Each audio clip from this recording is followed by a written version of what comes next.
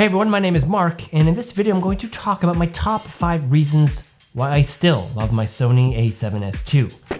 Yes, I'm aware this camera is 6 years old, but this is a channel about vintage lenses, so by those standards, it's still a spring chicken. Sort of. I have been known to hold on to my gear a little too long.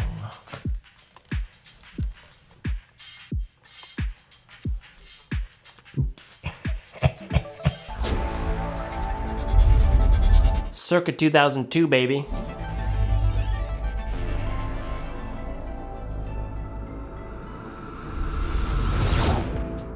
Number 1, adapts to any lens. Now it's no surprise for many that I shoot almost exclusively with vintage lenses, and having a camera that can easily adapt these lenses has been a key contributing factor for this whole journey for me. Now this is the camera that got me into shooting with vintage lenses. Now, I haven't shot every single lens mount on my A7S II, but I have shot a lot. M42, FD, CY, C-mount, and PL mounts to name but a few. And each one of those has worked perfectly. Just the sheer amount of available adapters really makes almost every lens a possibility with this camera. Also, because it's a mirrorless camera, you don't have to worry about a reflexing mirror hitting the back of your lens, optical viewfinders, infinity focus issues, and best of all, you can take full advantage of those EVF manual focusing aids. Now compare the number of available E-mount adapters to say my S1H, and its less common L-mount, and at least right now, it's not even in the same ballpark. Now I'm hoping that will change with time, so if you're on a Sony mirrorless camera, adapting these vintage lenses should just work, making the possibilities of vintage lens adapting endless, really. Number 2, small. EDC small. Everyday carry. Pretty much all Sony full-frame cameras are about the same size, everything from the A7 series to the A9. Now, depending on what you're shooting, this could be both a blessing or a curse. Now, I for one love the size of this camera. It's small enough to pack away for pretty much anything, and there's really no problem to carry it around all day. It could be considered EDC. What's in your pockets? Adapters, obviously. Now, one of the big determining factors whether or not I bring a camera is definitely its size. It's what makes the phone camera so accessible. It's already in my pocket. Now the A7S II though, whether it's slung around my shoulder or packed away in a camera bag, is the perfect size where it doesn't ever feel like a burden to take it with me. Now I can't say the same about my S1H. But to be fair, that camera fulfills a completely different purpose.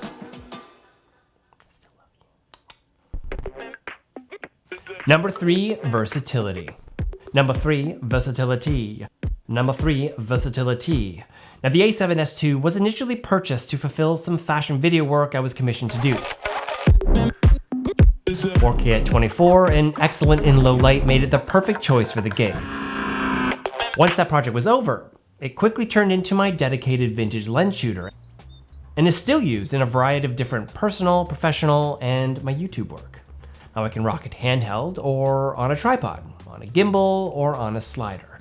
Now bigger and heavier cameras require stronger gimbals or sliders, which just add to the overall cost of the gear you'll need. Now if there is no such thing as a perfect camera, and I don't believe there is, this one, even after all these years, still checks a lot of boxes for my particular needs. Too many to deem fully redundant, at least for now. Number 4, familiarity. Now, one of the most valuable assets when using gear is familiarity with it. Now, I can apply this to editing, shooting, or just about anything where you use a tool to do the work. The less you have to think about how to do something, you can spend actually doing it. Now, people guff about the Sony menus, and yeah, they're a little annoying for about 2 weeks. After that, they make sense. And Sony's color, it's different if you're coming from Canon, but with the right grading, it's workable. Now you can apply this to both the strengths and weaknesses of the camera. If you are familiar with both, you can exploit the strengths and minimize the weaknesses. And I think that's the key to producing great work. Number 5, purpose. Now let me just say that for me, a camera is a tool I need to run my business. It needs to fulfill a purpose, and honestly, as long as it does that well, I'll use it. Upgrading for the sake of upgrading for me isn't a great investment, despite how tempting new gear is, and I won't deny that new gear isn't tempting. Jason Momoa was doing a pretty great job of convincing me I need a Komodo. No rolling shutter, paired with red color science and vintage lenses is so enticing marketing. It's fantastic. Vintage as the bikes they ride, they're known as the frozen few. 2021 goals. Anyway, fulfilling a purpose is the big reason why I still rock my Canon C100 Mark II. Now, even after all these years, I'm still exploiting what it's good at and minimizing what it's not. Actually, there's not a lot it's not good at. Anyway, this is about the Sony, so back on topic. Now, as long as the Sony A7S2 has a purpose, I'm going to hold on to it.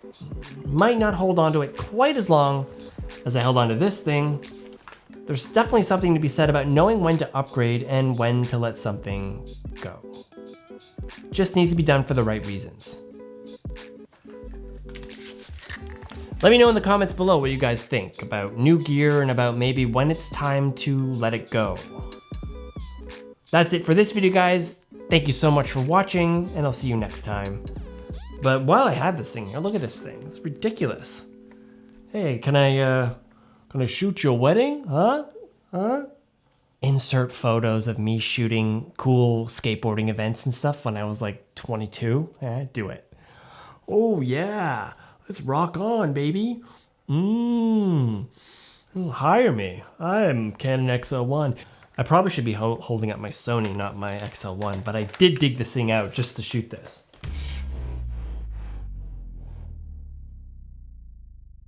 How would you like your very own fresh pizza socks?